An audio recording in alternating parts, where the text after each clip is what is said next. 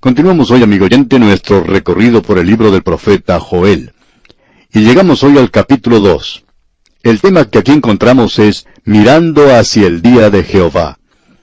Tenemos aquí el preludio de este día, y entramos a esta sección en el capítulo 1, versículo 15, donde leímos en nuestro programa anterior, «Ay del día, porque cercano está el día de Jehová, y vendrá como destrucción por el Todopoderoso». A propósito, cuando entramos a esta pequeña profecía, dijimos que encontraríamos que el día de Jehová se menciona en realidad 6 veces, 5 veces por nombre, y luego es llamado aquel día. Ahora aquí tenemos a Joel, el primero de los profetas que escribió, dándonos una definición de lo que es el día de Jehová. A David se le había prometido un reino, y ese reino llegó a ser el cántico tema de todos los profetas después de eso. Y ese es el gran mensaje, que el reino milenario venía sobre esta tierra. Era algo que parecía como uno de esos discos rayados cuando uno lee los profetas, porque uno tras otro esperaba eso. Pero ahora llega Joel, el primero de los profetas escritores, y él presenta con toda claridad que el día de Jehová, que por supuesto incluirá el reino milenario cuando el Señor esté gobernando en esta tierra, que no es todo color de rosa, que no es todo fácil, que viene antes del reino milenario ese período de tiempo que el Señor Jesucristo mismo definió como el período de la gran tribulación y está incluido en el día de Jehová. Llegamos pues ahora al capítulo 2 de Joel, y esto nos aclara mucho lo que hemos mencionado.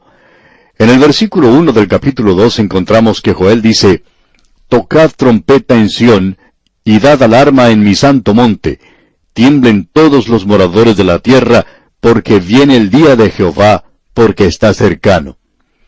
Hay varias cosas que queremos decir en cuanto a esto, y permítanos intentar ampliar solo un poco en cuanto al día de Jehová. Tenemos aquí al primero de los profetas escritores que está echando una mirada hacia el futuro y ve el día de Jehová. Ese día comienza en la oscuridad, y como ya hemos dicho anteriormente, así es como comienza el día hebreo, la tarde y la mañana del primer día. Comienza, como podemos apreciar, en tinieblas y oscuridad. Así es como comienza el día de Jehová. Aparece para juzgar. Luego, Él viene a la tierra y establece su reino, y es entonces cuando el Hijo de Justicia se levantará con sanidad en sus alas y establecerá su reino en la tierra.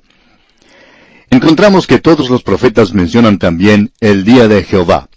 En efecto, era algo tan común que ellos podían llamarlo aquel día, o también el gran día, o simplemente el día. Uno de los últimos profetas escritores, Zacarías, en el capítulo 14, versículo 1, aún estaba hablando en cuanto al día de Jehová. Y él dijo, «He aquí el día de Jehová viene». Así es que es muy obvio que Joel, el primero de los profetas escritores, usa esta plaga de langostas como una especie de trampolín para introducir el día de Jehová y todo lo relacionado con él. Amigo oyente, ya hemos destacado el hecho de que cuando uno entra al Nuevo Testamento, aún esto es un tema presentado allí, y ya hemos hablado en cuanto a esto anteriormente. Pero el día de Jehová se menciona 75 veces en el Antiguo Testamento, y llega a ser un poco monótono en la última parte del libro de Zacarías, uno de los últimos libros del Antiguo Testamento. Notemos ahora cómo comienza este capítulo 2 de Joel. En el versículo 1 leemos, «Tocad trompeta en Sión, y dad alarma en mi santo monte». Ahora, mi santo monte se refiere a Jerusalén. Este asunto de la trompeta es algo que necesitamos comprender, y vamos a tomar el tiempo hoy para regresar al libro de Números para tomar este tema, porque ya ha pasado bastante tiempo desde que estudiamos el libro de Números, y hay muchos de nuestros oyentes que son nuevos, que apenas hace poco tiempo que nos están sintonizando. Esta es la razón por la cual insistimos en que es muy importante tener todo esto, toda la información, el cuadro completo ante nosotros. Amigo oyente, es necesario tener una visión completa de lo que la Biblia nos dice. Es necesario, al analizar cualquier tema, basar nuestro pensamiento en todos los puntos para que podamos hacer una inducción. Podemos reunir todo lo que el escritor está diciendo. Amigo oyente, esa idea que es tan común hoy de sencillamente tomar un texto de la Escritura y hablar en cuanto a eso, bueno, cuando uno hace eso es muy fácil darle el significado que uno quiera. Uno puede tomar cualquier frase de la Biblia de esa manera. El Dr. Warfield llama a esto torturar un texto. Y eso es lo que pasa con muchas porciones. Pero es necesario, amigo oyente, que comprendamos lo que él quiere decir aquí con esto de tocad trompeta en Sión. Cuando los hijos de Israel comenzaron su jornada a través del desierto, Dios hizo que ellos construyeran 2 trompetas de plata. Y él le dio instrucciones a Moisés de cómo hacerlo. Eso lo encontramos allá en el capítulo 10 del libro de Números. Quisiéramos leer lo que dicen los primeros 2 versículos de ese capítulo 10 del libro de Números. Escuche usted. Jehová habló a Moisés diciendo, hazte 2 trompetas de plata, de obra de martillo las harás, las cuales te servirán para convocar la congregación y para hacer mover los campamentos. Cuando ellos se encontraban en el desierto, Dios utilizaba esas trompetas para hacer mover a la gente en ese viaje tan extenso. Cuando se tocaba la trompeta por primera vez, era señal de que todo el mundo se debía preparar para marchar. Luego, cuando la nube se levantaba y empezaba a salir, entonces ellos desarmaban el tabernáculo, e inmediatamente después se volvía a tocar la trompeta, y Moisés y Aarón partían al frente de la tribu de Judá. Luego el arca iba delante de ellos, porque la nube ya avanzaba sobre el campamento. Cada sección, cada área en los 4 lados, 3 tribus a cada lado, avanzaban. Y ellos partían cuando se tocaba la trompeta. En realidad se tocaba la trompeta 7 veces. Cuando uno llega a leer el libro de Apocalipsis, allí también vemos que se toca la trompeta, y hay muchos que opinan que eso es para la iglesia. Ahora, la iglesia no escuchará el sonar de la trompeta. Hay quienes toman el pasaje de la primera epístola a los Corintios, capítulo 15, versículos 51 y 52, donde dice, He aquí os digo un misterio, no todos dormiremos, pero todos seremos transformados, en un momento, en un abrir y cerrar de ojos, a la final trompeta, porque se tocará la trompeta, y los muertos serán resucitados incorruptibles, y nosotros seremos transformados. Ahora, ¿a qué se refiere la final trompeta allí? Bueno, hay algunos teólogos hoy que tratan de identificar esto con la 7ª trompeta en Apocalipsis, pero no hay nada que sugiera que es esa trompeta. Para comenzar, no hay ninguna trompeta en relación con la iglesia. Cuando estudiamos la primera epístola del apóstol Pablo a los tesalonicenses, vimos que en el capítulo 4, versículo 16 dice, porque el Señor mismo, con voz de mando, Él viene personalmente, Él es el que da la voz de mando. Luego dice, con voz de arcángel. Él no necesita ningún arcángel para que le ayude a llevar a los suyos. Su voz, por su majestad, su dignidad y autoridad, será como la voz de un arcángel. Cuando Él dijo, Lázaro, ven fuera, Lázaro salió. Y cuando Él llame a su iglesia, ellos irán. La gran mayoría ya ha pasado a través de la muerte, y sus cuerpos que están dormidos a través de este mundo en el día de hoy, serán llamados por Él al tocar de la trompeta. Y a alguien se le ha ocurrido que quizá Gabriel vaya a tocar una trompeta. Bueno, Gabriel ni siquiera tiene una trompeta, y si la tuviera, no la sabría tocar. Aquí se refiere, amigo oyente, a la voz del Señor, cuando Él descenderá del cielo con voz de mando, con una voz como de arcángel y la trompeta de Dios. O sea, su voz será como una trompeta. Alguien nos puede decir, ¿y ustedes saben eso? Sí, amigo oyente, lo sabemos. Alguien nos dijo hace algún tiempo que nosotros éramos dogmáticos. Bueno, lo somos cuando tenemos el apoyo de las Sagradas Escrituras. Ahora se puede leer junto con nosotros allá en el libro de Apocalipsis, capítulo 1, versículo 10. Allí encontramos a Juan en la isla de Patmos, y él tiene una visión. Y él dijo, Yo estaba en el Espíritu en el día del Señor, y oí detrás de mí una gran voz como de trompeta. ¿Una gran voz como de trompeta? Sí, así dice. Y él dijo, y me volví para ver la voz que hablaba conmigo. ¿Y qué fue lo que él vio? Escuche usted, a Cristo glorificado. Era su voz. Amigo oyente, esa final trompeta que se menciona allá en la primera epístola a los Corintios no tiene nada que ver con la de Apocalipsis. Es su llamado a la iglesia, y es su último llamado a la iglesia. La iglesia ya ha sido completada, Él la saca de este mundo. Las 7 trompetas que se mencionan son identificadas con la nación de Israel, y es su voz que es como una trompeta. La iglesia no tiene una trompeta hoy, a no ser que usted vaya a interpretar una composición musical en su iglesia con la trompeta. Y eso está bien, pero no tiene nada que ver con esto. Ahora Dios le dio a Israel esas trompetas. ¿Y cómo van a ser utilizadas? Bueno, en la marcha por el desierto, cuando Moisés quería reunir a toda la gente, a los ancianos, para hacer algún anuncio, para darles algunas instrucciones, bueno, él llamaba a los trompetistas para que tocaran las trompetas. Y si se tocaba de cierta manera, entonces tenía cierto significado. Notemos lo que él dice en el versículo 3 del capítulo 10 de Números. Dice, y cuando las tocaren, toda la congregación se reunirá ante ti a la puerta del tabernáculo de reunión. En el versículo 4 del mismo capítulo 10 de Números, tenemos una referencia a los líderes de los hijos de Israel, porque dice, mas cuando tocaren una sola, entonces se congregarán ante ti los príncipes, los jefes de los millares de Israel. Luego, la otra forma en que debía ser utilizada es explicada en el versículo 5, donde dice, y cuando tocareis alarma, entonces moverán los campamentos de los que están acampados al oriente. Y luego dice en el versículo 6, y cuando tocareis alarma la segunda vez, entonces moverán los campamentos de los que están acampados al sur. Alarma tocarán para sus partidas. Y luego hay instrucciones para cuando ellos lleguen a la tierra prometida. Los versículos 9 y 10 de este mismo capítulo 10 de Números dicen, y cuando saliereis a la guerra en vuestra tierra contra el enemigo que os molestare, tocaréis alarma con las trompetas, y seréis recordados por Jehová vuestro Dios, y seréis salvos de vuestros enemigos. Y en el día de vuestra alegría y en vuestras solemnidades, y en los principios de vuestros meses, tocaréis las trompetas sobre vuestros holocaustos y sobre los sacrificios de paz, y os serán por memoria delante de vuestro Dios. Yo, Jehová vuestro Dios. Así es que, cuando ellos entraron a esa tierra, y era una época de guerra, se tocaba la trompeta llamando a los soldados, y era también una alarma para que la gente se defendiera, porque se estaba acercando el enemigo.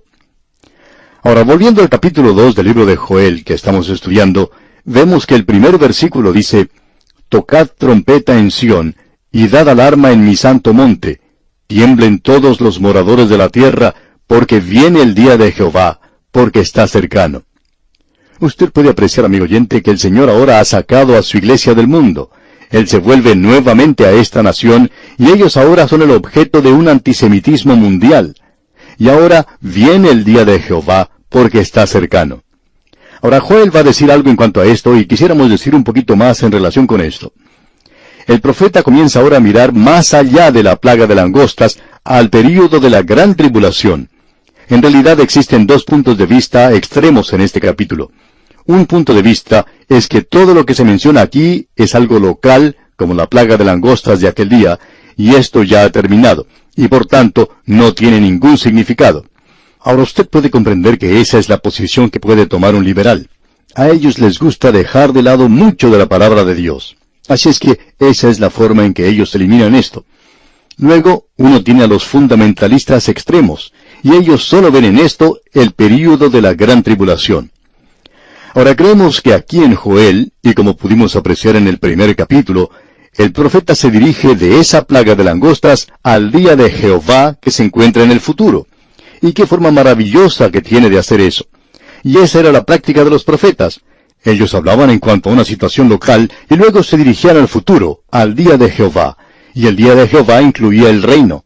¿Pero cómo va a suceder? Notemos ahora lo que Joel dice aquí.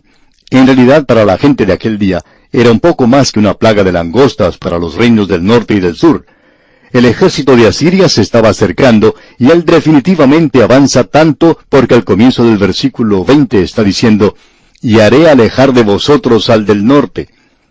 Y opinamos que sería algo ridículo llamar a una plaga de langostas el ejército del norte o el ejército que viene del norte. Joel ha entrado ahora al área de los asirios. Los asirios llegan a formar el cuadro del enemigo que se está dirigiendo proveniente del norte en los días postreros. Eso es lo que muchos de nosotros creemos, y pudimos ver a quién se refería esto en los capítulos 38 y 39 de Ezequiel. Y Dios los castigará. En realidad creemos que esto es lo que introduce los últimos 3 años y medio del período de la gran tribulación.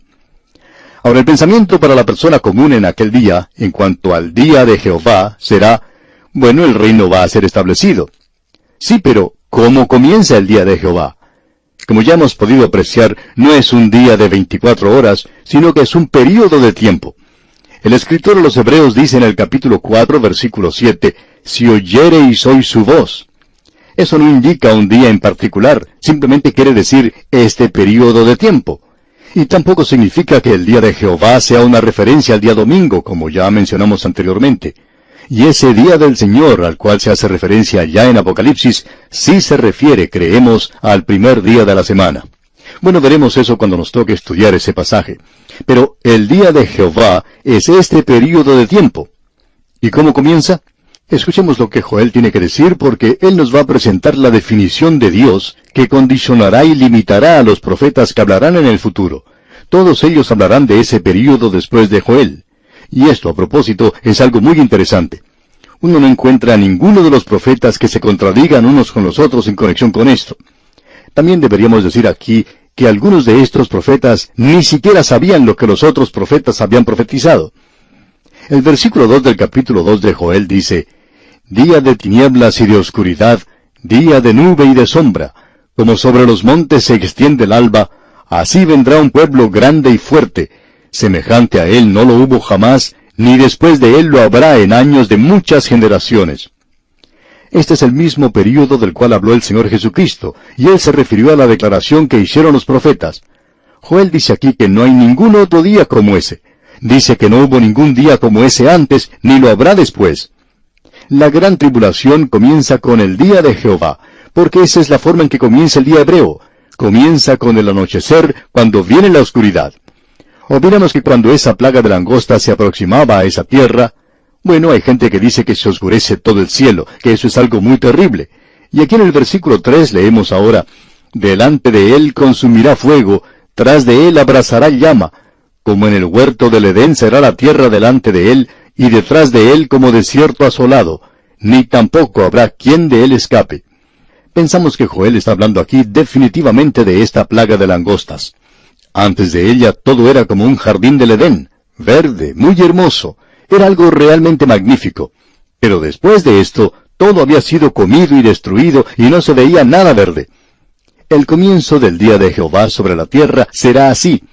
Cuando los 4 jinetes del Apocalipsis recorran el mundo, habrá una época de hambre, una época de grandes plagas sobre la tierra, y de un solo corte, una 1/4 parte de la población del mundo desaparecerá. En otra ocasión, una 1/3 parte es quitada. Uno habla de reducir la población. Bueno, el período de la gran tribulación lo va a hacer. Ahora el versículo 4 de este capítulo 2 de Joel dice: «Su aspecto, como aspecto de caballos, y como gente de a caballo correrán». Y como indicamos en nuestro programa anterior, cuando uno observa las langostas, puede apreciar que la cabeza de ellas se parece mucho a la cabeza de un caballo. Deberíamos decir que la palabra italiana que expresa langosta indica un caballo pequeño. Ahora en el versículo 4 se nos indica que se parecerán a los caballos. Leamos este versículo 4. «Y como gente de a caballo correrán». Y ahora en el versículo 5 dice: «Como estruendo de carros saltarán sobre las cumbres de los montes, como sonido de llama de fuego que consume hojarascas, como pueblo fuerte dispuesto para la batalla». No podemos avanzar más hoy, pero vamos a tomar esto, Dios mediante, en nuestro próximo programa, y hablaremos de lo que dice el libro de Apocalipsis, porque allí se habla del tocar de la 5ª trompeta, y eso es algo interesante. Cuando suena la 5ª trompeta, ocurre esa gran plaga de langostas, y esto es algo muy interesante que consideraremos, Dios mediante, en nuestro próximo programa. Hasta entonces, pues, amigo oyente, es nuestra oración que el Señor continúe bendiciendo su vida en gran manera. Continuamos hoy nuestra marcha por el libro de Joel, y comenzaremos nuestro estudio en el capítulo 2, versículo 4.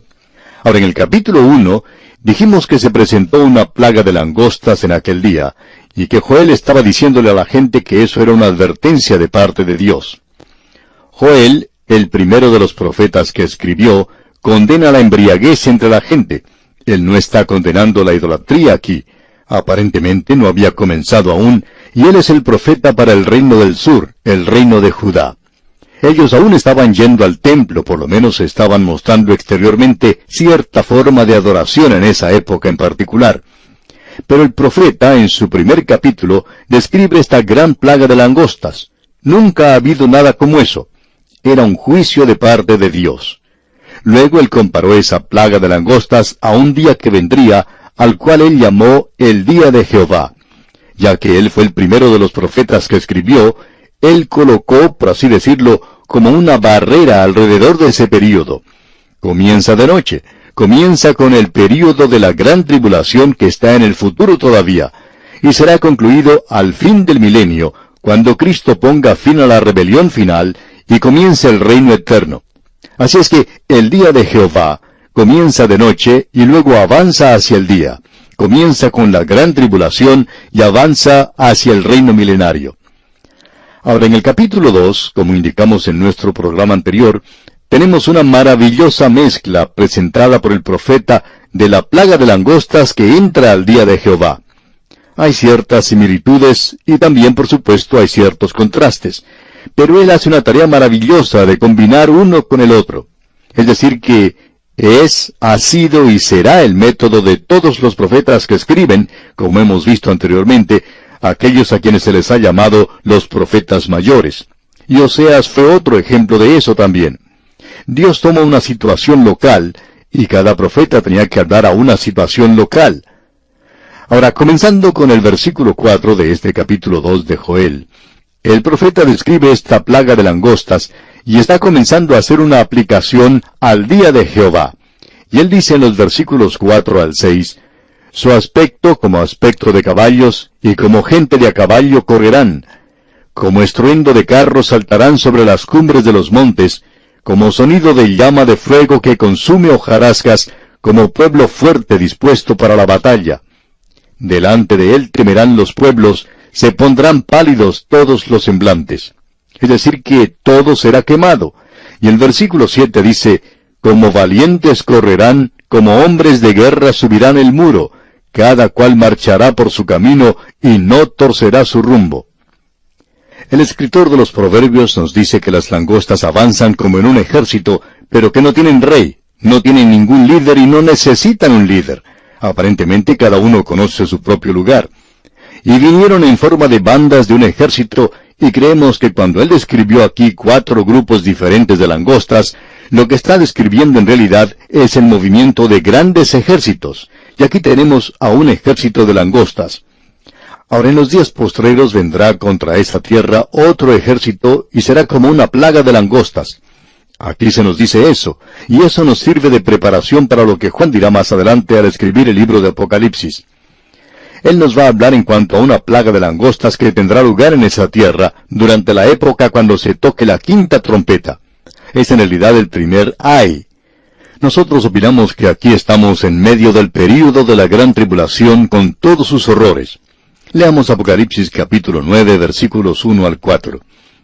El 5º ángel tocó la trompeta, y vi una estrella que cayó del cielo a la tierra, y se le dio la llave del pozo del abismo, y abrió el pozo del abismo, y subió humo del pozo como humo de un gran horno, y se oscureció el sol y el aire por el humo del pozo. Y del humo salieron langostas sobre la tierra, y se les dio poder como tienen poder los escorpiones de la tierra, y se les mandó que no dañasen a la hierba de la tierra, ni a cosa verde alguna, ni a ningún árbol, sino solamente a los hombres que no tuviesen el sello de Dios en sus frentes. Note usted, se les mandó que no dañasen a la hierba de la tierra, ni a cosa verde alguna. Aquí tenemos a una langosta bastante diferente. Las cosas verdes son las que las langostas atacan normalmente. Ellas no atacan a los seres humanos. Ellos han atacado todo aquello que es verde y dejan sin ninguna hoja aquello que antes era verde y hermoso. Y ellas avanzan poderosamente y destruyen todo a su paso. Y aquí tenemos a estas langostas que no van a dañar nada que sea verde. Dice, y se les mandó que no dañaran a la hierba de la tierra, ni a cosa verde alguna, ni a ningún árbol, sino solamente a los hombres que no tuviesen el sello de Dios en sus frentes. Y les fue dado no que los matasen, sino que los atormentasen 5 meses, y su tormento era como tormento de escorpión cuando hiere al hombre. Y en aquellos días los hombres buscarán la muerte, pero no la hallarán, y ansiarán morir, pero la muerte huirá de ellos. Será una época tan terrible, amigo oyente, que los hombres buscarán morir, pero no podrán hacerlo. Es decir, que no podrán suicidarse. Ahora, en el capítulo 9 de Apocalipsis, versículos 7 al 11, dice aquí, «El aspecto de las langostas era semejante a caballos preparados para la guerra, En las cabezas tenían como coronas de oro, sus caras eran como caras humanas, tenían cabello como cabello de mujer, sus dientes eran como de leones, tenían corazas como corazas de hierro. El ruido de sus alas era como el estruendo de muchos carros de caballos corriendo a la batalla. Tenían colas como escorpiones y también aguijones, y en sus colas tenían poder para dañar a los hombres durante 5 meses. Y tienen por rey sobre ellos al ángel del abismo, cuyo nombre en hebreo es Abadón y en griego Apolión. Amigo oyente, este tipo de langostas del cual se nos habla en los primeros 11 versículos del capítulo 9 de Apocalipsis, que acabamos de leer, es algo muy fuera de lo común. Y eso tendrá lugar durante la gran tribulación. Usted puede apreciar entonces a Joel muy allá al principio mismo de los profetas que han escrito. Joel prepara el terreno para que Juan venga más adelante y nos dé una descripción detallada de todo esto. Esa es la razón por la cual opinamos que hoy es trágico para alguien que se convierta y luego comience una clase bíblica. Hay tantos que están haciendo esto hoy. Ellos comienzan una clase bíblica y lo sorprendente es que comienzan a enseñar el Evangelio de Juan o comienzan a enseñar el libro de Apocalipsis. A nuestro juicio, allí no es donde uno debe comenzar con los nuevos creyentes. Esa es la razón por la cual decimos que se debe comenzar con el libro de Mateo. Creemos que Mateo es un libro clave para la Biblia, y mientras uno no llegue a comprender a Mateo, no creemos que uno pueda llegar a comprender el mensaje de Juan. Y sabemos que uno pierde el mensaje completo del libro de Apocalipsis. Por esa razón, amigo oyente, podemos apreciar a Joel, ese pequeño profeta que ha sido ignorado tanto, y es algo esencial para entender el libro de Apocalipsis. ¿Le parece a usted, amigo oyente, que somos dogmáticos cuando hablamos así? Bueno, esperamos serlo, amigo oyente, porque queremos que usted sepa que somos dogmáticos en cosas como estas. Y si no podemos ser dogmáticos, entonces lo diremos. Pensamos que hoy la palabra de Dios necesita ser enseñada con autoridad. Si es la palabra de Dios, lo cual creemos con todo nuestro corazón, es algo muy importante, y es mucho más dogmático que algunas de las cosas que uno escucha hoy por allí, que vienen de parte del gobierno, de los políticos, de los científicos, o que vienen de las entrevistas que uno ve en la televisión. La palabra de Dios, amigo oyente, tiene mucho más autoridad. Por tanto, queremos ser dogmáticos en cuanto a esto, porque lo creemos con todo nuestro corazón. Bien, regresemos ahora al libro de Joel, al capítulo 2, y veamos lo que nos dice el versículo 7. Como valientes correrán, como hombres de guerra subirán el muro, cada cual marchará por su camino y no torcerá su rumbo. Usted puede apreciar que Joel está comenzando a salir de una plaga de langostas local hacia el futuro, hacia aquello que vendrá y lo que él ya ha llamado 2 veces el día de Jehová. Vamos a ver ahora que él está hablando en cuanto al día de Jehová. Leamos los versículos 8 y 9 ahora. Ninguno estrechará a su compañero, cada uno irá por su carrera. Y aun cayendo sobre la espada no se herirán. Irán por la ciudad, correrán por el muro, subirán por las casas, entrarán por las ventanas a manera de ladrones. Bien, así no era como actuaban las langostas en aquellos días. Ellas buscaban algo verde, algo que comer. Y en el versículo 10 leemos, delante de él temblará la tierra, se estremecerán los cielos, el sol y la luna se oscurecerán, y las estrellas retraerán su esplendor. Ahora esto es algo más que una plaga de langostas, o de otra manera, Joel está exagerando. Y los profetas no exageraban, amigo oyente. Este es el cuadro que Juan nos presenta allá en Apocalipsis, y que tendrá lugar durante el período de la gran tribulación. Ahora el versículo 11 de este capítulo 2 de Joel dice, y Jehová dará su orden delante de su ejército, porque muy grande es su campamento, fuerte es el que ejecuta su orden, porque grande es el día de Jehová, y muy terrible. ¿Quién podrá soportarlo? El profeta menciona por tercera vez al día de Jehová, y eso calza muy bien con aquello que el Señor Jesucristo dijo, que si esos días no eran acortados, no habría carne que pudiera sobrevivir. Y luego dice, ¿quién podrá soportarlo? Bien, Juan en el libro de Apocalipsis nos da la respuesta. Él dijo que al comienzo de este período, Dios iba a detener todas las fuerzas de la naturaleza, que no iba a soplar el viento. Y Dios dice que si alguien va a pasar a través de este período, será su pueblo. Ellos tendrán que ser sellados. y él selló a 144,000 de la nación de Israel, pero habrá una gran compañía de gentiles que podrán pasar a través de ese período. Aquí tenemos entonces una buena pregunta presentada por Joel, quien dijo, ¿quién podrá soportarlo? ¿Soportar qué? Soportar el día de Jehová. Y él ya ha dejado en claro que el día de Jehová comienza con la oscuridad, como el día hebreo, con la caída del sol. Podemos soportar o aguantar durante la noche, pero el gozo viene en la mañana. Y así es como Dios hace las cosas. Llegamos ahora al versículo 12. ¿Qué es lo que puede hacer el pueblo de Dios, o qué puede hacer un pecador en un período como este? Bueno, en el versículo 12 de este capítulo 2 de Joel leemos, «Por eso pues ahora, dice Jehová, convertíos a mí con todo vuestro corazón, con ayuno y lloro y lamento». Dios está diciéndole a su pueblo que se había apartado de él, que se arrepienta. ¿Qué es lo que quiere decir con convertirse o arrepentirse? Bueno, el arrepentirse no significa primordialmente el derramar lágrimas. Eso es un resultado nada más. El arrepentirse significa el cambiar su forma de pensar, y luego usted indica que ha cambiado su forma de pensar dando una media vuelta. El autor de estos estudios bíblicos, el Dr. J. Vernon McGee, contaba que en cierta ocasión él fue a visitar a un hombre que había sido como un padre para él. Era una persona que le había ayudado mucho en sus estudios y que en realidad le amaba como a padre. En cierta ocasión fue a visitarle al banco donde él trabajaba y le contó algo que había pensado, y este hombre le hizo saber a él que lo que había presentado no era una idea muy buena, y se lo dijo de una manera muy clara. Ahora eso hizo que el Dr. McGee se enojara y salió de la oficina de ese hombre rápidamente. Pero cuando llegó a la puerta del edificio, él pensó, bueno, eso no está bien. Yo le debo a este hombre mucho. Así es que él dio media vuelta y regresó. ¿Sabe por qué regresó el Dr. McGee? Porque él pensó en su corazón que era algo que debería hacer. Cuando regresó a la oficina de ese hombre, vio que lágrimas estaban corriendo por sus mejillas. Ahora, ¿qué fue lo que hizo el Dr. McGee? Él se arrepintió. Se arrepintió de lo que había hecho y lo manifestó dando media vuelta y regresando.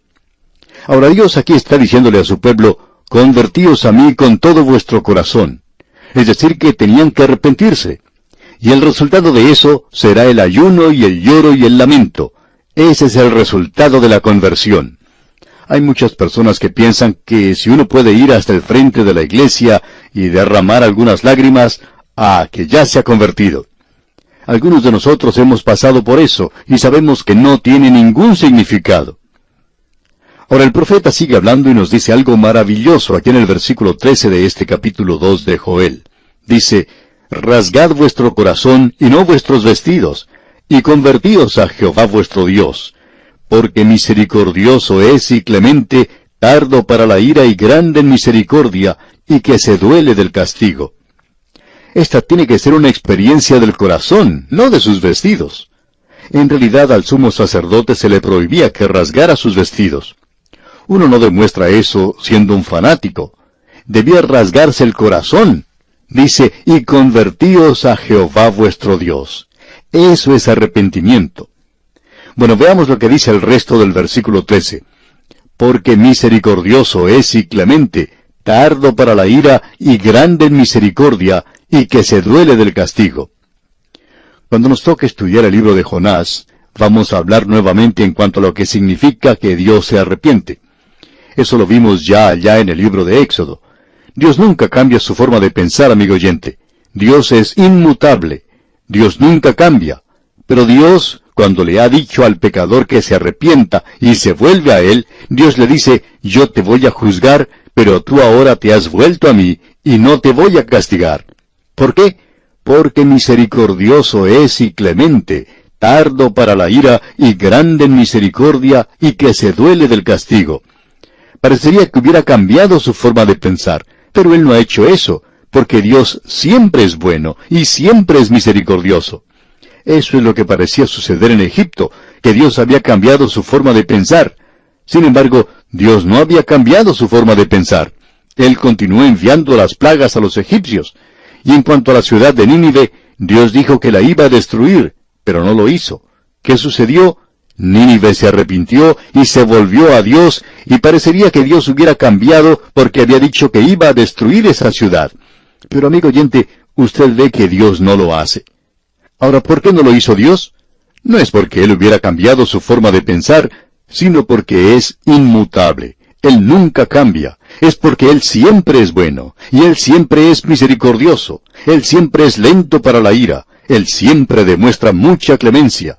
Y amigo oyente, usted puede depender de Dios, confiar en Él. No sabemos cómo el mundo le está tratando a usted, amigo oyente, pero no creemos que el mundo pueda ser muy clemente o misericordioso. En cambio, Dios sí lo es. ¿Y por qué es que mucha gente no va a Él donde puede obtener muchas cosas buenas de su parte? No lo entendemos. Ahora el versículo 14 de este capítulo 2 de Joel dice, ¿quién sabe si volverá y se arrepentirá y dejará bendición tras de él? Esto es, ofrenda y libación para Jehová vuestro Dios. Dios les bendecirá a ustedes nuevamente en el campo y en el viñedo, y tendrán ofrenda y libación para Jehová. Y a propósito, la ofrenda de libación se menciona aquí ahora, pero no hay instrucciones en el libro de Levítico para una ofrenda de libación. La ofrenda de libación se derramaba sobre la otra ofrenda, y era parte de la otra ofrenda. Era derramada sobre eso, y se elevaba como vapor sobre los carbones encendidos. Y usted recuerda que el apóstol Pablo dijo que él quería que su vida fuera así, como una ofrenda de libación, una ofrenda sobre el sacrificio de Cristo. Él quería desaparecer así, como un vapor, porque pensaba que él no valía mucho. Lo que es importante, amigo oyente, es la redención que tenemos en Cristo. ¡Qué cuadro más maravilloso el que tenemos aquí! Y vamos a detenernos hoy aquí. Continuaremos Dios mediante en nuestro próximo programa. Mientras tanto, le sugerimos leer el resto de este capítulo 2 de Joel para estar así mejor familiarizado con su contenido. Será pues, hasta nuestro próximo programa, amigo oyente, es nuestra oración que el Señor le bendiga abundantemente. Continuamos hoy, amigo oyente, nuestro viaje por la profecía de Joel. Volvemos al capítulo 2 de este libro y comenzaremos nuestro estudio en el versículo 26. Si usted ya ha recibido nuestras notas y bosquejos, podrá comprender que esta es una sección muy importante. Él está hablando aquí del día de Jehová. El profeta Joel lo ha presentado de una manera muy clara, al comenzar con la plaga de langostas, y luego de allí él pasó de una manera muy armoniosa a este tema. Él nos presenta de manera maravillosa un vuelco de la plaga de langostas al mirar el profeta a través de los siglos al día de Jehová que se aproximaba. Ese día comenzaba en oscuridad, en el período de la gran tribulación, como se le llama al día de Jehová, y luego él pasa hacia el futuro. Él avanza hacia el período de la gran tribulación, la venida de Cristo a la tierra, y luego el reino milenario. Y estamos entrando ahora a este período donde el profeta dice, «Vosotros también, hijos de Sión, alegraos y gozaos». El día se acerca, y en los versículos 26 y 27 de este capítulo 2 de Joel leemos, «Comeréis hasta saciaros, y alabaréis el nombre de Jehová vuestro Dios, el cual hizo maravillas con vosotros, y nunca jamás será mi pueblo avergonzado. Y conoceréis que en medio de Israel estoy yo, y que yo soy Jehová vuestro Dios, y no hay otro, y mi pueblo nunca jamás será avergonzado». Ahora eso es cuando Él se encuentre en medio de Israel. Eso es cuando Él venga a la tierra y establezca su reino. Entonces será cumplido en aquel día toda la bendición física que prometió Dios a la nación de Israel. Las bendiciones que encontramos en el Antiguo Testamento eran principalmente bendiciones físicas, bendiciones de la tierra, de una cosecha abundante, de los viñedos y los campos, el ganado, las ovejas y cosas por el estilo. Y parecería que las bendiciones espirituales fueran algo secundario. Ahora, para la iglesia, Él solo ha prometido bendiciones espirituales. Y ahora Él presenta las bendiciones espirituales para esta gente. Entramos ahora a un pasaje bastante controversial de las Escrituras. Tenemos ante nosotros una carta de una señora que en cierto tiempo estuvo envuelta en un movimiento de lenguas, y ella nos escribe una carta muy hermosa. Ella dice que nuestro programa le ha traído a ella al lugar donde ya ha podido salir de la situación. Y en su carta nos da una advertencia y dice, «Espero que ustedes no usen un lenguaje demasiado hiriente, mordaz». Y debemos decir que ella nos hiere un poco al decirnos eso porque, bueno, tiene razón. Hemos hecho eso y hemos sido reprendidos por otras personas. Cierto predicador dijo en una ocasión, «Ustedes no persiguen a otros grupos de la forma en que nos persiguen a nosotros», refiriéndose a su propio grupo de cristianos. Y nosotros estamos con ustedes porque estamos de acuerdo en tantas otras cosas. Ustedes sencillamente están equivocados en algunas cosas, nada más. Bueno, podemos decir que hemos estado equivocados en cuanto a haber dicho algo desagradable. Así es que, al llegar ahora a este pasaje de las Sagradas Escrituras, todo lo que queremos hacer es presentarle a usted, amigo oyente, por lo menos nuestra interpretación, y podemos estar equivocados. Estuvimos equivocados una vez, usted recuerda. Así es que podemos equivocarnos aquí también. Pero no creemos llegar a hacer eso porque queremos que usted nos escuche con mucho cuidado. Nuevamente debemos recordarle que nos encontramos en esta pequeña profecía de Joel. Todo lo que Joel está diciendo comenzó con la plaga de langostas, que era algo local, una plaga local, y no hubo nunca nada como eso. Y él compara eso con aquello que viene en el futuro, en el día de Jehová. Ahora, el día de Jehová sencillamente no trae el reino en toda su brillantez y placidez que uno pudiera imaginar. Comienza con el período de la gran tribulación, y Cristo viene a establecer su reino aquí en la tierra.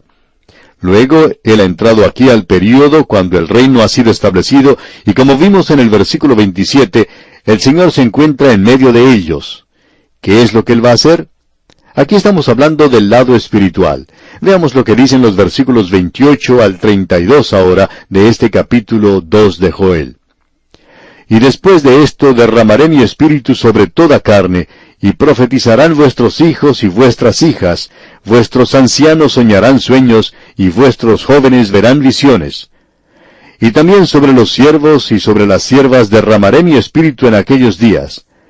Y daré prodigios en el cielo y en la tierra, sangre y fuego, y columnas de humo. El sol se convertirá en tinieblas, y la luna en sangre, antes que venga el día grande y espantoso de Jehová. Y todo aquel que invocare el nombre de Jehová será salvo, porque en el monte de Sión y en Jerusalén habrá salvación, como ha dicho Jehová, y entre el remanente al cual él habrá llamado». Ahora hay muchas cosas que podemos decir en cuanto a este pasaje de las Sagradas Escrituras. En primer lugar, quisiéramos mencionar lo que dice el Dr. Charles Feinberg, quien es un destacado erudito hebreo, y él es hebreo también. Él ha escrito varios libros sobre los profetas menores, que han sido de mucha ayuda para nosotros. Él señala algo que no habíamos notado anteriormente en la Biblia hebrea, y es que en realidad es un capítulo separado que comienza con el versículo 28 del capítulo 2, donde dice, «Y después de esto derramaré mi espíritu sobre toda carne, y profetizarán vuestros hijos y vuestras hijas, vuestros ancianos soñarán sueños, y vuestros jóvenes verán visiones». Y después de esto derramaré mi espíritu, dice. Y luego sigue hasta el versículo 32 que encontramos en el capítulo 3, y lo que tenemos como capítulo 3 allí es en realidad el cuarto capítulo de Joel. Ahora lo que tenemos aquí es lo suficientemente importante, según creemos, para hacer de esto un capítulo aparte. Pero tenemos que tener mucho cuidado ahora que las profecías de Joel están limitadas a un período de tiempo conocido como el Día de Jehová. Él lo introduce. Él es el primero de los profetas que había escrito, y él dice lo que va a tener lugar en aquel período. Él ha puesto el énfasis en la forma en que esto comienza, y comienza con la oscuridad, el período de la gran tribulación, y el Señor Jesucristo le dio ese nombre. Y este versículo que tenemos aquí, o deberíamos decir esta palabra, parece ser algo bastante importante. Y después de esto, derramaré. Ahora, ¿qué es lo que quiere decir con eso? Bueno, usted recuerda que cuando estábamos estudiando el tercer capítulo del libro de Oseas, ese capítulo tan importante, en el versículo 5 dice, «Después», y aquí tenemos otra vez esa palabra tan importante, «volverán los hijos de Israel y buscarán a Jehová su Dios y a David su rey, y temerán a Jehová y a su bondad en el fin de los días». Ya hemos identificado el fin de los días como esa época del período de la gran tribulación que introduce el reino con la venida de Cristo a la tierra, y ese es el gobierno del milenio. Suponemos que ahora estamos hablando de un período de tiempo bien definido, que esta profecía será cumplida durante el tiempo del día de Jehová, y que después de esa noche del período de gran tribulación, Dios derramará su espíritu. Ese es el pasaje de las Escrituras que tenemos ante nosotros, y ya que Joel es el primero de los profetas que escribió, él no es el único que menciona el derramamiento del Espíritu. Por ejemplo, Isaías, en el capítulo 32 de su profecía, versículo 15, dice, «Hasta que sobre nosotros sea derramado el Espíritu de lo alto, y el desierto se convierta en campo fértil, y el campo fértil sea estimado por bosque». Él está hablando del reino que viene sobre la tierra, y el derramamiento del Espíritu allí es una referencia a Israel, y tiene referencia también al milenio. Y ninguno de los profetas, por supuesto, habló de la iglesia. Ahora, él no es el único. Ezequiel, en el capítulo 36, comenzando con el versículo 27, dice, «Y pondré dentro de vosotros mi espíritu, y haré que andéis en mis estatutos, y guardéis mis preceptos, y los pongáis por obra. Habitaréis en la tierra que di a vuestros padres». Usted no puede aplicar el derramamiento del Espíritu para usted hoy. ¿Qué tierra le dio Dios a sus padres? Esto, para comenzar, se refiere a un pueblo en particular y a un período en particular, como bien podemos ver, hablando del derramamiento del Espíritu Santo. Y eso es muy importante de notar de nuestra parte. Zacarías, uno de los últimos profetas que escribió, dice en el capítulo 12, versículo 10, «Y derramaré sobre la casa de David y sobre los moradores de Jerusalén espíritu de gracia y de oración». Y Joel aquí deja en claro, si uno lea hasta el final, que todo aquel que invocar el nombre de Jehová será salvo, porque en el monte de Sión y en Jerusalén habrá salvación. Ahora, si usted quiere repetir eso, aún lo que ocurrió en el día de Pentecostés, usted tiene que ir a Jerusalén para hacerlo. Tiene que ver mucho con la geografía, tiene que ver mucho con esa época de tiempo, y tiene que ver con un pueblo. Ahora surge la pregunta, ¿qué quería decir Pedro en el día de Pentecostés cuando él se refirió a este pasaje de las Escrituras? ¿Querría decir él que se había cumplido? No, amigo oyente, él no hizo eso y tampoco dijo eso. Vamos a pasar ahora al libro de los Hechos de los Apóstoles para observar lo que se nos dice allí. No estamos enseñando el libro de los Hechos, sino que estamos enseñando el libro de Joel, pero queremos examinar esto para ver cómo se aplica. En el día de Pentecostés, cuando el Espíritu Santo vino, y estos hombres estaban hablando a los judíos que habían venido de todas partes del Imperio Romano, y creemos que aún más allá del Imperio Romano, y estaban escuchando a esos hombres hablar en sus propias lenguas, no había allí una lengua desconocida en aquel día. Cada persona les escuchó a ellos hablar en su lengua nativa en la cual se había criado.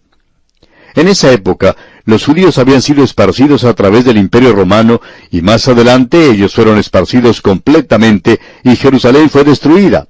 Pero ahora, ellos han ido a Jerusalén para el día de Pentecostés, y aquí cada hombre los escucha a ellos, o sea, a estos apóstoles, hablar en su propia lengua. Bueno, muchos creyeron, pero muchos más comenzaron a burlarse de ellos, diciendo que estaban llenos de vino nuevo, que estaban borrachos. Esa era la impresión que daban ellos. Así es que Simón Pedro es el que se pone de pie para contestarles. Y él comienza diciendo, «Varones judíos, y todos los que habitáis en Jerusalén, esto os sea notorio, y oíd mis palabras. Porque éstos no están ebrios, como vosotros suponéis, puesto que es la hora tercera del día». En otras palabras, no se trata de ninguna de nuestras grandes ciudades. En aquel día, ellos no se emborrachaban por la mañana. Hoy, en cambio, la gente empieza a beber muy temprano. Y Pedro aquí no está diciendo, y queremos que note cuidadosamente, él no está diciendo que esto es en cumplimiento de lo que el profeta Joel dijo. Y hablando francamente, diremos que esa es la fórmula que se encontrará a través de todo esto. Todos los escritores del Evangelio la usaron, y el apóstol Pablo también la usó. Él diría que esto o aquello fue hecho en cumplimiento, y francamente no vamos a buscar todos estos pasajes, usted puede hacerlo por sí mismo, pero solamente quisiéramos mencionar dos de ellos.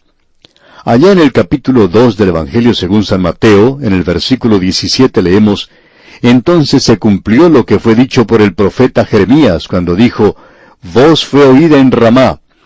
Eso tenía que ver con el cumplimiento de la profecía en cuanto al nacimiento del Señor Jesucristo. Y luego, si usted avanza y ve lo que dice el versículo 23, allí nos expresa que Él vino a Nazaret. Dice, y vino y habitó en la ciudad que se llama Nazaret. Escuche usted, para que se cumpliese lo que fue dicho por los profetas, que habría de ser llamado Nazareno. O sea que eso era en cumplimiento de la profecía. Y el apóstol Pablo, en ese gran sermón que predicó en Antioquía de Pisidia, que encontramos en Hechos capítulo 13, él dijo en cuanto al Salmo 2 en el versículo 7, «Mi hijo eres tú, yo te engendré hoy». Eso se refería a la resurrección, y él cita el Salmo 2 en referencia, y dice que esto es un cumplimiento. Ahora, ¿qué es lo que hace Pedro aquí? Pedro dice en Hechos capítulo 2 versículo 16, «Mas esto es lo dicho por el profeta Joel». Pedro no dice que esto fue el cumplimiento de lo que Joel había profetizado. Más bien él dijo que esto es similar a eso. Quisiéramos pedirle que usted se ponga en ese lugar. Él no le está hablando a los gentiles. No había ningún gentil allí. Si hubiera estado allí, hubiera estado fuera de lugar. Todos ellos eran judíos muy familiarizados con el Antiguo Testamento. Ellos conocían el Antiguo Testamento porque aquellos que podían ir a Jerusalén sabían que se les requería que fueran a esa ciudad según la ley de Moisés. Y Pedro dice, ustedes se están burlando, ustedes están ridiculizando esto que ha ocurrido. Ahora esto es algo similar, esto es algo como aquello que va a tener lugar en el día postrero. Y luego él hace algo que es bastante interesante. Él cita toda la profecía de Joel aquí, y se encuentra que dice, «Derramaré mi espíritu sobre toda carne». Ahora, ¿se cumplió eso en el día de Pentecostés, amigo oyente? No. Se salvaron 3,000 personas. Pero alguien ha dicho, bien pudo haber sido 300,000 personas. Así es que no llamaríamos a eso un cumplimiento de la profecía. Es algo similar a eso. Y él dice, ustedes se han burlado, pero ustedes deben reconocer que su propia palabra dice que el día viene cuando Dios derramará su espíritu sobre toda carne. Ahora, se ha derramado sobre unos pocos hoy. Ustedes no deberían sorprenderse por eso. Él está respondiéndoles a ellos, y luego él sigue citando aquello que iba a tener lugar. Y dice, «Y daré prodigios arriba en el cielo, y señales abajo en la tierra, sangre y fuego y vapor de humo». Ahora, digamos de paso, ¿fue eso también cumplido? Por supuesto que no, amigo oyente. Eso no tuvo lugar entonces. Así es que creemos que necesitamos comprender, si entendemos el libro de Joel, que uno nunca puede llegar a la conclusión de que Pedro quiso decir que esto había sido cumplido en el día de Pentecostés. El pasaje de las Escrituras será cumplido, y todo lo que Pedro estaba respondiendo a estos que se estaban burlando era, ustedes saben que viene un día cuando Dios va a derramar su espíritu sobre toda carne. Bueno, Él lo está derramando ahora sobre algunos, pero no es el cumplimiento de la profecía, porque no hemos visto terremotos, ni cambio en las estrellas, ni en el sol, ni en la luna. Ellos no están respondiendo en esta ocasión.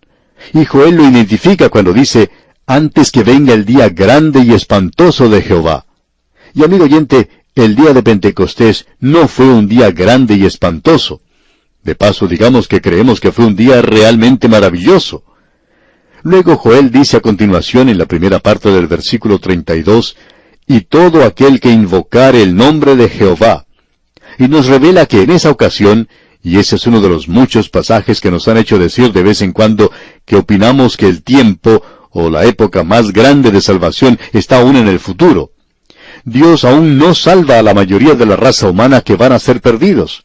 Estamos de acuerdo con lo que dijo Spurgeon. No creemos que Dios vaya a venir y salir perdiendo. Dios tiene la intención de ganar más de los que se van a perder. Y creemos que los días mejores aún están en el futuro, días cuando la gente se vuelva a Dios, acuda a Dios, cuando Él derrame su espíritu sobre toda carne. Eso no es una realidad hoy, amigo oyente. No estamos viviendo en aquel día y no queremos decir algo desagradable en cuanto a eso, pero queremos insistir y ser dogmáticos en cuanto a esto, porque pensamos que es importante colocarlo donde pertenece. Ahora, en el capítulo 3, versículo 1 de este libro de Joel, se nos dice lo siguiente, escuche usted, «Porque he aquí que en aquellos días, y en aquel tiempo en que haré volver la cautividad de Judá y de Jerusalén». Ahora usted puede notar que el versículo 1 del capítulo 3 va con lo que hemos visto. Joel aún está hablando en cuanto a la misma cosa. ¿Y qué es lo que está diciendo? En aquellos días. ¿Cuáles días? Bueno, cuando el reino sea colocado en esta tierra, cuando Él nuevamente traiga la cautividad de Judá y Jerusalén. Él no ha hecho eso todavía y se encuentra en el futuro, y Él no lo ha hecho aún en la época del día de Pentecostés. Estamos seguros que usted puede apreciar que esto debe ser colocado dentro del contexto de lo que Joel está diciendo.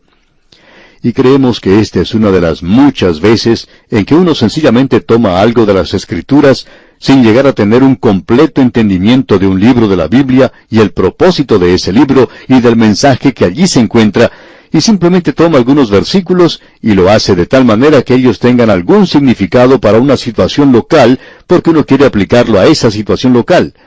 Y muchos hoy en día están haciendo eso. Y hablando franca y honradamente, amigo oyente, esa es una de las razones por la cual estamos viajando a través de toda la Biblia aquí. Tenemos que tomar las cosas como se nos presentan. Y por tanto confiamos que hoy podemos ver que este mensaje de las Sagradas Escrituras es de suma importancia. Creemos que todos están de acuerdo con esto, pero aún tiene que ser cumplido en el futuro.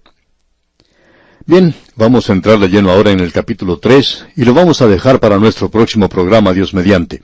Pero mientras tanto, amigo oyente, le sugerimos leer todo este capítulo 3 de Joel para estar familiarizado con su contenido. De esta forma será mucho más fácil entender lo que Dios está diciendo por medio de este fiel profeta. Hasta entonces, pues, es nuestra oración que el Señor le bendiga ricamente.